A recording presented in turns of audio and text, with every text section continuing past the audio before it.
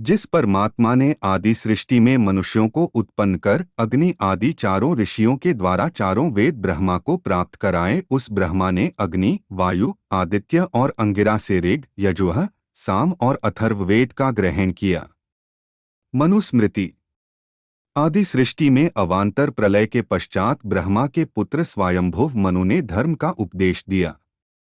नमस्कार मित्रों, अगर आप भी हिंदू धर्म से हैं तो हमारे चैनल को सब्सक्राइब करें। मनु ने ब्रह्मा से शिक्षा पाकर भृगु, मरीचि आदि ऋषियों को वेद की शिक्षा दी। इस वाचिक परंपरा के वर्णन का पर्याप्त भाग मनुस्मृति में यथार्थ रूप में मिलता है। शतपथ ब्राह्मण के अनुसार अग्नि, वायु एवं सूर्य ने तपस्या की और ऋग्वेद, यजुर्वेद एवं सामवेद को प्राप्त किया। प्राचीन काल में ऋग्वेद ही था, फिर ऋग्वेद के बाद यजुर्वेद व सामवेद की शुरुआत हुई। बहुत काल तक यह तीन वेद ही थे। इन्हें वेदत्रयी कहा जाने लगा।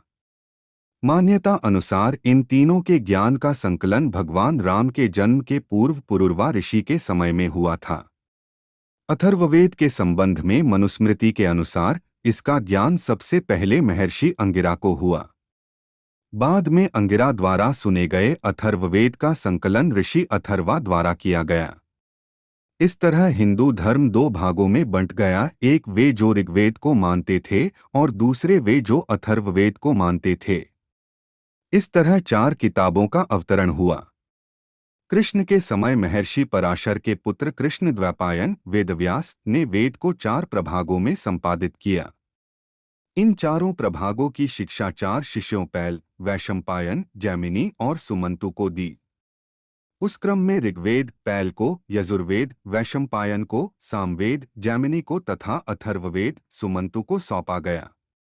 कृष्णद्वैपायन को ही वेद व्यास कहा जाता है। गीता में श्री कृष्ण के माध्यम से परमेश्वर कहते हैं कि मैंने इस अविनाशी ज्ञान को आदित्य से कहा, आदित्य ने अपने पुत्र वैवस्वत मनु से कहा और मनु ने अपने पुत्र राजा इक्ष्वाकु से कहा। इस प्रकार परंपरा से प्राप्त इस योग ज्ञान को राजर्षियों ने जाना। परमेश्वर से प्राप्त यह ज्ञान ब्रह्मा ने 11 प्रजापतियों, 11 रुद्रों और अपने ही स्वरूप स्वयंभुव मनु और शत्रुपा को दिया। स्वयंभुव मनु ने इस ज्ञान को अपने पुत्रों को दिया, फिर क्रमश स्वरोचिष, औत्तमी, तामस मनु, रैवत, चाक्षुष और फिर वैवस्वत मनु को यह ज्ञान परंपरा से मिला। अंत में यह ज्ञान गीता के रूप में भगवान कृष्ण को मिला। अभी वराह कल्प में 7वें मनु वैवस्वत मनु का मनवंतर चल रहा है। ऋग्वेद की ऋचाओं में लगभग 414 ऋषियों के नाम मिलते हैं, जिनमें से लगभग 30 नाम महिला ऋषियों के हैं। इस तरह वेद सुनने और वेद संभालने वाले ऋषि और मनु ही हिंदू धर्म के संस्थापक हैं। उम्मीद करते हैं कि आपको हमारी वीडियो पसंद आई हो, तो हमारे चैनल को सब्सक्राइब करें, बेल आइकन दबाएं, जिससे हमारे द्वारा बताई गई जानकारी तुरंत आपको मिले। धन्यवाद।